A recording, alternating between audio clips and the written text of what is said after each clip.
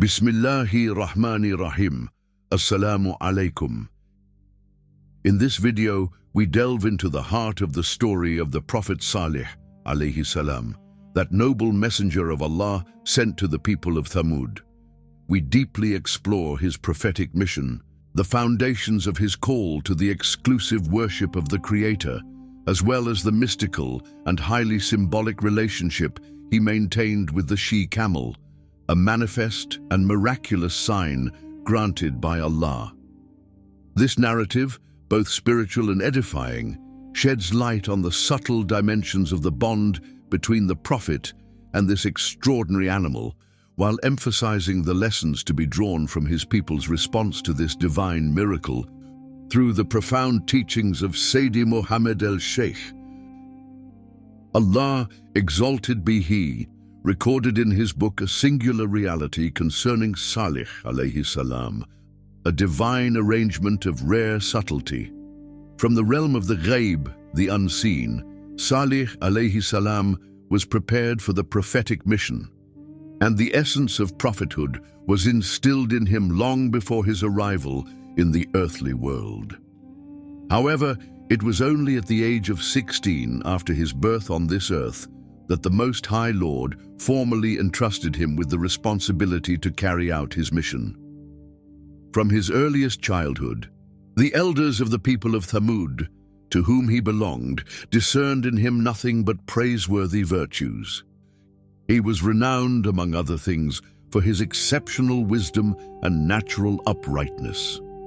This is why, when he rose to call his people to the exclusive worship of God, the elders of Thamud replied to him in these terms: "We have never observed the slightest flaw in you, but if you now claim to be a messenger of God, then you are lying."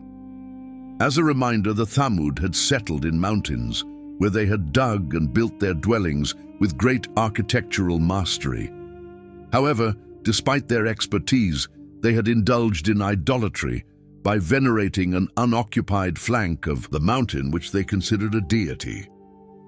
When Salih alayhi salam came to challenge these entrenched beliefs, his people struggled to accept that a young man would question religious traditions passed down through generations.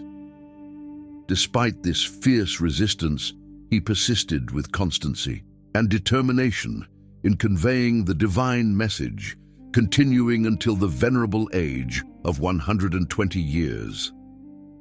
One day, his people confronted him and demanded that he provide tangible proof of his claims.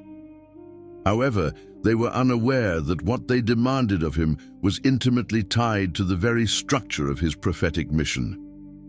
In truth, regarding the orchestration of Salih's alayhi salam prophethood from the realm of the Ghaib, when the divine command was given for him to begin his mission at 16 years old, certain celestial voices expressed reservations about his ability to assume such a responsibility at such a young and still premature age. Thus, Allah, exalted be He, joined to him a being from the animal kingdom, a she-camel. Indeed, God had prepared in the unseen world a white she-camel destined to accompany Salih in his mission. It was she who transmitted to him the celestial information related to his prophetic task. Had this concerned a wali or saint, it would have been said that a nawamis, or an angel, had been assigned to him, tasked with following him and informing the unseen world about the progress of his mission. In this same logic, God, in his wisdom, entrusted this she-camel with the role of mediator between Salih and the realm of the unseen. However, this she-camel remained invisible to human eyes, as she resided in a batin dimension, that is, a hidden realm concealed from ordinary perception. When Prophet Ṣâlih reached the venerable age of 120 years, only a few individuals among his people had embraced his message. One day, some elders among the notables of his people summoned him and said, "If you are truly a prophet authentically sent by God, then bring forth from this flank of the cliff we venerate a living camel." In response to their request, Prophet Ṣâlih alayhi salam raised his finger toward the mountain and ordered the invisible she-camel accompanying him to manifest herself. Then a radiant white she-camel emerged from the cave before their astonished eyes. Thereafter, Allah, in His mercy, blessed this she-camel to such an extent that the entire people of Thamud could drink abundantly from her milk without the animal's udders sagging or drying up. However, the elders who opposed him noticed that, since the appearance of this she-camel, the number of Salih's followers had greatly increased. Even more, they observed that whenever the she-camel stood beside the Prophet, everything he uttered was immediately met with acceptance, which was not the case in her absence. It was as if the mere presence of the she-camel literally hypnotized the audience, to the point that all unreservedly accepted Salih's words. They then understood that a profound mystery was tied to this extraordinary animal, and in truth, they were not mistaken.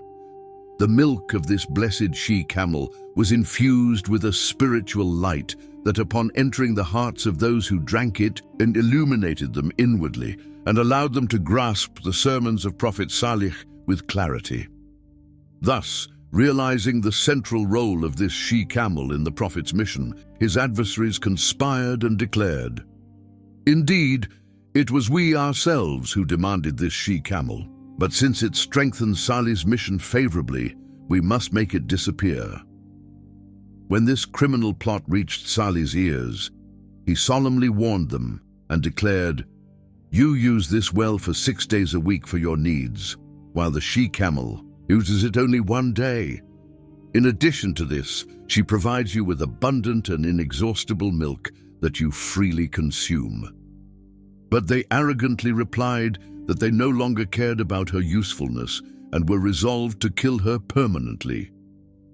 Salih, Aleyhi Salam, then gravely retorted, "If you persist in killing this she-camel, then Allah's punishment will inevitably descend upon you." In reality, the Prophet had perceived through divine inspiration that the arrow strike they were about to inflict on the she-camel would not be interpreted as a mere act against an animal, but rather as a frontal attack against prophethood itself, and a deliberate provocation toward the divine will.